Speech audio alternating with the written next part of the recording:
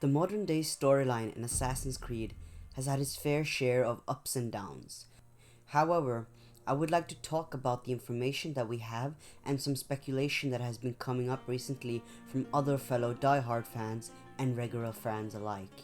There are three main topics I would like to go through. The first one is the Duality of Eivor and its modern day relevance. Now, when it was first announced that Eivor will be a playable character as both a male and a female, depending on your choice, a lot of people, including me, were fearing of a repeat of Odyssey. However, our savior Darby, the narrative director, quickly assured us that the criticism made by the walking Assassin's Creed encyclopedia called Lazzers were heard, understood, and corrected. Eivor would be a set character with a reasonable personality, and depending on what you choose, Eivor will act a certain way within his or her core personality spectrum. I was thrilled that the issue was handled, yet something about it didn't sit right in my stomach. It pleased me, but it didn't satisfy me. I had what I wanted, but still I was concerned. I was concerned that it would be weird that a man and a woman has the same personality, when it is far from the truth. But then, something no one expected would happen, did happen, and I got what I needed. It was revealed that there was a third option, a canon option, that the proper story would be told through both, that depending on the best memory stream, the gender would change, and that change a lot of the talks about what this would mean for the modern day. I asked Darby on Twitter what I would lose were I to choose one gender over the other. He replied with, "You'll lose a tiny bit of the narrative logic, but other than that, both female and male are great options." Now, the question about the duality of Eivor came into mind. This isn't simply an animus hack or a choice in the way we did in Odyssey. This is in my mind something that will connect the modern day and the past in Valhalla.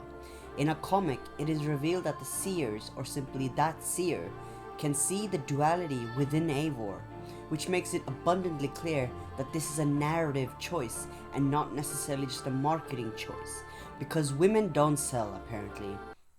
Wait, don't people pay to have Now, before the game comes out, I would like to explore the different reasons this could be. None of the reasons are 100% mine, but I might have different take on it or different reasons as to why I believe there could be an option. The first option is that maybe Eivor is simulated, just like how the Isu use their knowledge and tech to understand the future and affect it. Layla will use her animus that is driven by Isu tech. With the staff of Hermes, she will be able to simulate the past, and the reason why the memory stream changes depending on what memory is the strongest is because Eivor is a tool. Combined with the animus and Isotech, Eivor could be someone put there in order for someone to experience the past or historical events because they cannot find someone with the DNA to relive the memories of that period. Layla could be the heir of memories because she is able to relive something no one can recall.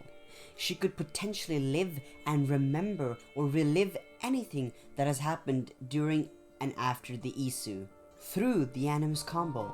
That's why choices will be a part of Valhalla, but the endings will remain relatively the same, and there will be a proper canon ending.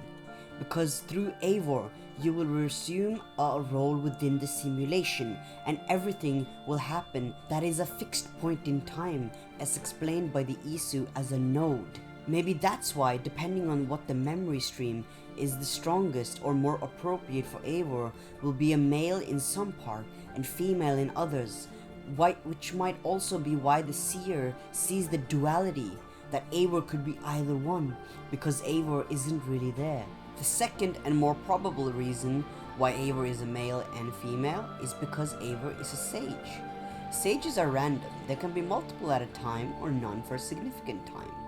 A sage is Aida, who was an Isu scientist and husband of Juno. A sage contains the memories of Aida within his genetic makeup. If I, for an instant, were a sage, I could randomly activate my Aida genes and remember the life that I had as Aida. My personality could crash and I could go mad. Or I could contain it if I have enough of Isu DNA within me. Or I could change and completely become Aida. Now that might be why Eivor changes gender based on different memory streams that are stronger. Maybe at certain points in the game, a more Aida-like actions are possible.